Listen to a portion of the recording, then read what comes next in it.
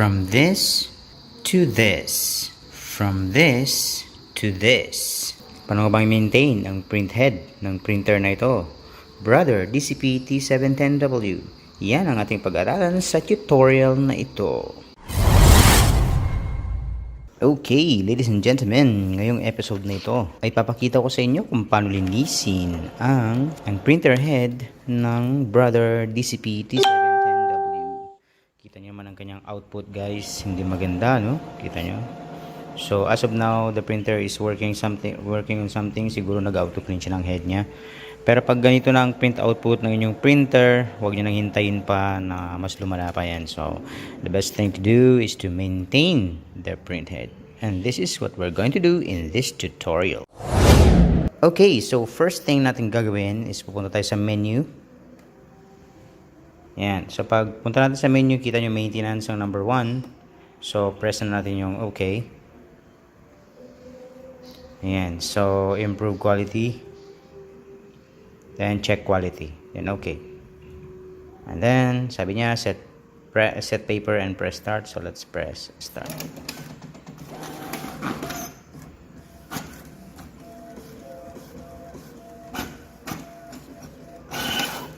Okay, so here is now the result. Now if you can see magenta, there's something wrong with the magenta output. Yan, tingnan nyo, hindi kompleto. Sa cyan, ganyan din, hindi kompleto, may mga dots na wala. Yellow is a little okay, pero mayroong isang dot na nawawala right there. Black, maraming mga wala dun sa may bandang gitna. Okay, so next window here is that tatanungin kanya, so is quality okay? Sabi niya no, down, yes, up. So ating i-press yung down kasi no, down. How many gaps? How many gaps saan? So how many gaps? Select natin down. How many gaps sa magenta? Well, a few ba? Tingnan natin, hindi mo siya a few. Marami, no? So, press down ulit. About half. Yes, that's about half.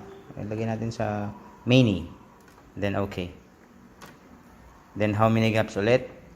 Now, sa cyan naman. Sa cyan. Kita nyo naman yung cyan. So let's go down to a few, about half. Yan, about half. Then okay. How many gaps ulit sa yellow? Sa yellow, kita naman yung yellow, a few. So press natin yung down. Let's go to a few. Yan, okay na yan. Now let's go to the last one, which is black. Black, lagay natin na about half. Yan. Then press OK. Then we are going to press start as prompted. Press natin yung start. Kahit alin dito sa dalawa. I will press green. Now this thing is now cleaning, as you can see. Now it's cleaning now.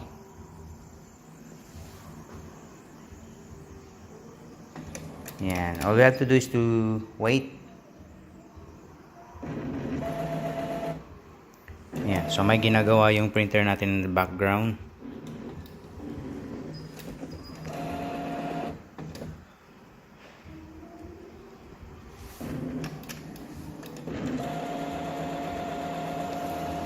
Maganda ang printer na to, guys. Brother Dcp T710W. If you wanna buy this one online sa mga legit stores, meron akong mga links na iniwan dyan sa description at sa comment section. Pero syempre, kahit anong printer, you have to maintain it properly para magtagal siya sa kanyang service. Just like what we are doing now.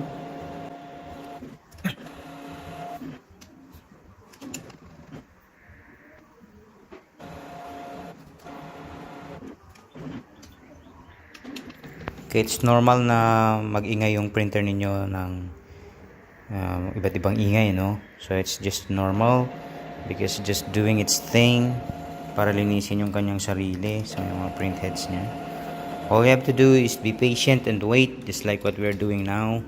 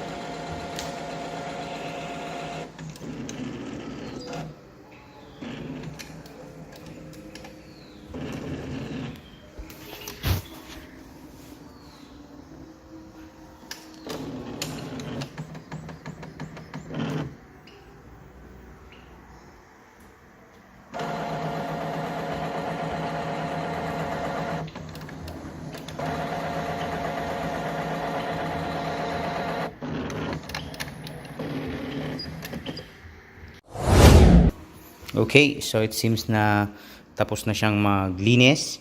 Now, the prompt here on the LCD screen says, check nozzle. Now you have two options, yes and no. Up is yes, no is down. So let's press yes. Set paper and then press start, it says. Let's press the colored button here. Green button.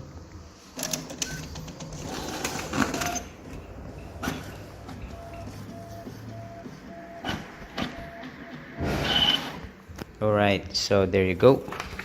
Here's now the output. Kumpara natin sa kanina. As you can see, the output is now better. All dots are complete. Magenta sign, yellow and black. Yan, kompleto na po siya. So it means that the print output should be better. Yan, so let us now print the thing that we were printing a while ago.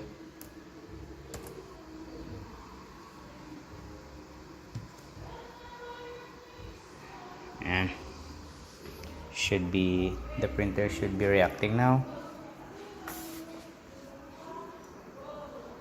We forgot to press the yes or no. Is the quality okay? It says our answer is yes, so it's up, completed.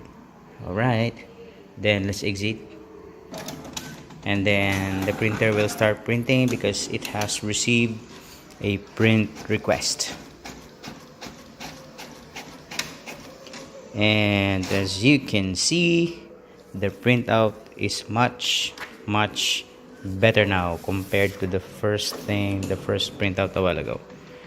Alright, so there you go folks. Ganun lang po ang mag-maintain ng mga printhead ng brother printer Dcp T710W and other brother printers. Hope you learned something from this vlog. Please subscribe if you're not yet a subscriber. Kung sa palagay ninyo ay kailangan to ng mga co-teachers ninyo at mga co-workers, please send this video to them. Thank you very much. Please watch my video.